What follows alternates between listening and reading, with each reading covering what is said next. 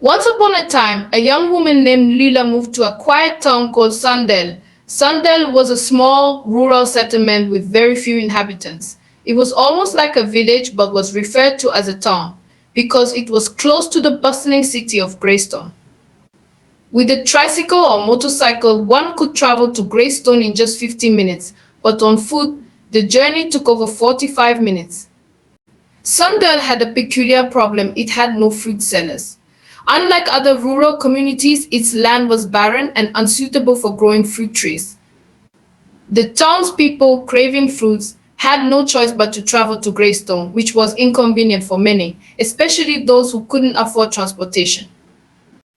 Lila, however, saw this as an opportunity. She rented a small shop near Sundale Central Square and began selling fruits. She sourced fresh produce like oranges, pineapples, apples, watermelons, and bananas from Greystone at a fair price and brought them to Sundale. Every morning, she beautifully arranged her fruits in neat baskets that caught the eyes of passers-by. The people of Sundale were delighted. Lila not only solved their fruit problem, but she also sold them at prices even lower than in Greystone. "Why are your fruits cheaper than those in the city?" a curious customer asked one day. Smiling warmly, Lila replied, "I buy my fruits in bulk at discounted rates and I'm not greedy. I want everyone to enjoy fresh fruits without breaking the bank." Lila quickly became beloved in Sundale. Her kindness, affordable prices, and cheerful demeanor won her many loyal customers, including some wealthier residents of Greystone who preferred her fresh fruits and friendly service. Among these customers was Miss Clara, a city professional who would drive to Sundale every evening just to chat with Lila and buy her fruits. For 9 months, Lila was the only fruit seller in Sundale. But one day, a man named Noah moved to town and rented the shop right next to Lila's. He also began selling fruits. Concerned townsfolk warned Lila, "Noah's shop might steal your customers. He should have chosen a different spot." But Lila only smiled. "The sky is big enough for everyone to fly. I'm not worried. My customers know me, and I'm sure they'll still buy from me." To everyone's surprise, Lila welcomed Noah with open arms. The two became friendly neighbors, often helping each other watch over their stalls or lending a hand when needed. Noah even brought unique fruits that Lila didn't sell, such as grapefruits, star apples, and pears. Together, their variety attracted more customers to the market.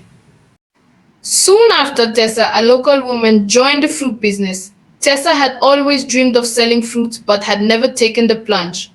Years earlier, her aunt had even given her money to start a fruit stand, but she lost it to a failed investment. Seeing Lila's success fueled Tessa's envy. She resented Lila for succeeding where she had failed. At first, Tessa pretended to support Lila. She would fetch water for her, help with errands, and even speak kindly about her. But deep down, Tessa was plotting. When she saw that Noah had opened a fruit stall and Lila welcomed him without fuss, she thought, "If Lila can tolerate Noah, she won't mind me either." Tessa rented the stall on the other side of Noah, bribing the landlord to secure it.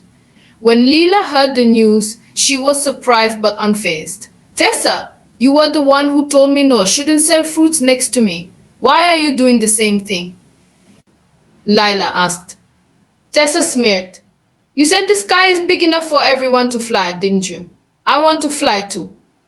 Tessa opened her fruit stall, but unlike Lila, she lacked the passion and skills for the business. She didn't know how to properly store fruits, so they often spoiled. Customers preferred Lila's fresh produce and Noah's unique offerings over Tessa's wilting stock.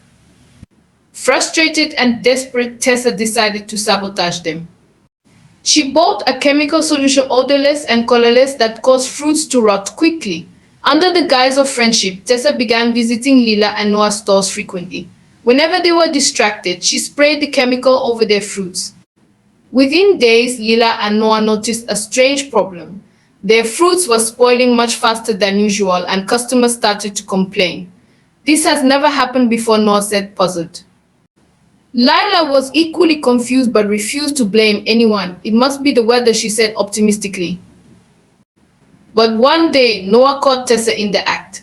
He saw her spray something over Lila's fruits when she wasn't looking. Furious, Noah confronted Tessa in front of the whole market. How dare you sabotage us? He shouted. Is this how you do business? The townspeople gathered, shocked to hear of Tessa's betrayal. Lila, though hurt, remained calm. Tessa, why would you do this? She asked softly. Tessa broke down, confessing her resentment and envy. I failed at this business before and I couldn't stand watching you succeed so easily. I just wanted to prove I could do it too. Lila sighed. Tessa, success doesn't come from bringing others down. You should have asked for help instead of sabotaging us.